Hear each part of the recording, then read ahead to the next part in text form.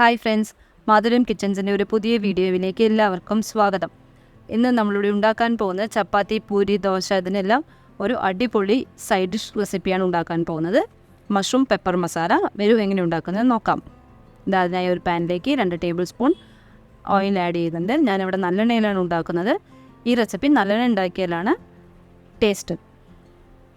നല്ലെണ്ണ ടേസ്റ്റ് ഇഷ്ടപ്പെടാതെ വെളിച്ചെണ്ണയിലും ഉണ്ടാക്കാം.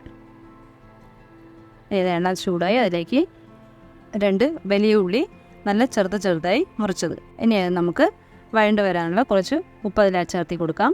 ഇത് നല്ല ഗോൾഡൻ ബ്രൗണായി കിട്ടണം കേട്ടോ. അതിനുള്ളിൽ നമുക്ക് ഒരു പൊടി ആവശ്യമുണ്ട്. അത് നമുക്കൊന്ന് പൊടിച്ചെടുക്കാം. 1 ടീസ്പൂൺ പെപ്പറും 1/2 ടീസ്പൂൺ പെരിഞ്ജീരകം. ഇത് രണ്ടും ഞാൻ എടുത്തിട്ടുള്ളത്. ഇത് നൈസായി ഒന്ന് പൊടിച്ച് വയ്ക്കാം. നോക്കൂ, നമ്മുടെ ഉള്ളി നല്ല ഗോൾഡൻ ബ്രൗൺ ആയിട്ട് നന്നായി വഴണ്ട് വന്നിട്ടുണ്ട്. അതിന് ശേഷം കുറച്ച് ഇഞ്ചിയും വെളുത്തുള്ളിയും പേസ്റ്റ്. ഇതിൻ്റെ അളവെല്ലാം ഞാൻ സ്ക്രീനിൽ ഡിസ്ക്രിപ്ഷനിൽ കൊടുത്തിട്ടുണ്ട്, നോക്കണേ. നമ്മുടെ ഇഞ്ചിയും വെളുത്തുള്ളിയും നല്ലപോലെ വഴണ്ട് കിട്ടിയിട്ടുണ്ട്. അതിലേക്ക് 2 തക്കാളി. അത് നമുക്ക് നല്ലപോലെ ഇളക്കി കൊടുക്കാം. ഇനി ഇത് രണ്ടും നമ്മൾ നല്ലപോലെ സ്മാഷായി കിട്ടണം. നോക്കൂ, ഓൾമോസ്റ്റ് ഒന്നായിട്ടുണ്ട്, പകുതി ആയിട്ടുണ്ട്. ഇപ്പം നമുക്ക് ഈ സ്റ്റേജിൽ പൊടികൾ ചേർത്തി കൊടുക്കാം. കുറച്ച് മഞ്ഞൾപ്പൊടി, മുളക് പൊടി, മല്ലിപ്പൊടി, ഇത്രയേ ആവശ്യമുള്ളൂ. മുളക് പൊടി ഞാൻ വളരെ കുറച്ച് മാത്രമേ ഇതിൽ ചേർത്തി കൊടുക്കുന്നുള്ളൂ. എന്താ വെച്ചാൽ നമ്മുടെ ഈ ഇൻഗ്രീഡിയൻ്റ് വന്നിട്ട് പെപ്പറാണ് ടേസ്റ്റ്. ആ പെപ്പറിൻ്റെ ടേസ്റ്റാണ് മുന്നിൽ നിൽക്കേണ്ടത്.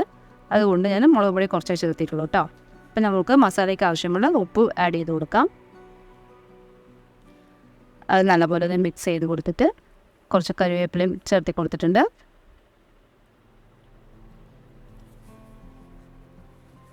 ഇനി നമുക്ക് ഈ ഉള്ളിയും തക്കാളിയും നല്ലപോലെ വെന്ത് പൊടികളെല്ലാം ഒന്ന് ചേരാൻ വേണ്ടിയിട്ട് ഒരു 1/2 കപ്പ് വെള്ളം ഒഴിച്ച് കൊടുത്തിട്ടുണ്ട്. ഇത് നല്ലപോലെ ഒന്ന് തിളച്ച് വരുമ്പോഴേക്കും എല്ലാം പൊടികളും എല്ലാം ഒന്ന് മിക്സായി നമുക്ക് നല്ലൊരു പേസ്റ്റ് കിട്ടും.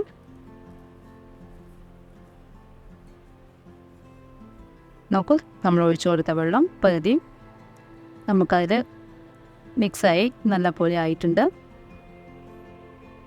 ഇന്ന് ഇളക്കി കൊടുക്കാം, കരിഞ്ഞു പോകാനുള്ള ചാൻസ് ഉണ്ട്, അതുകൊണ്ടാണേ.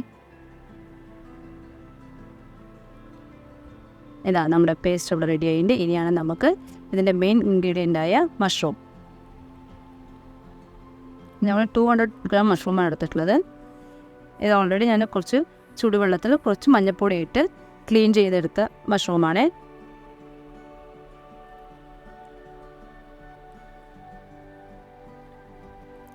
ഇനി നമുക്ക് ആ മഷ്റൂം മസാലയിലിട്ട് നല്ലപോലെ മിക്സ് ചെയ്തെടുക്കാം. ഇനി മഷ്റൂം നമുക്ക് വേവണമല്ലോ, അതിനെ അടച്ച് വെച്ച് നമുക്ക് വേവിക്കാം.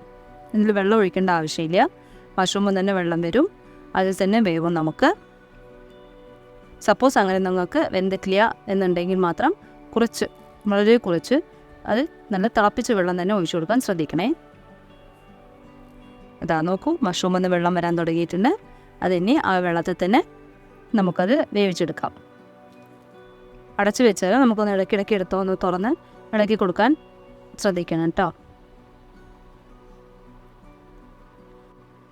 നോക്കൂ, നമ്മുടെ മഷ്റൂമെല്ലാം നല്ലപോലെ വെന്തിട്ടുണ്ട്, നല്ല മസാലയിൽ പിടിച്ചിട്ടുണ്ട്. ഇനി നമ്മൾക്ക് ഈ സ്റ്റേജിൽ എന്ത് ചെയ്യണം, അത് നമ്മൾ പൊടിച്ച് വെച്ചിട്ടുണ്ടല്ലോ, ആ പൊടി ആഡ് ചെയ്ത് കൊടുക്കാം.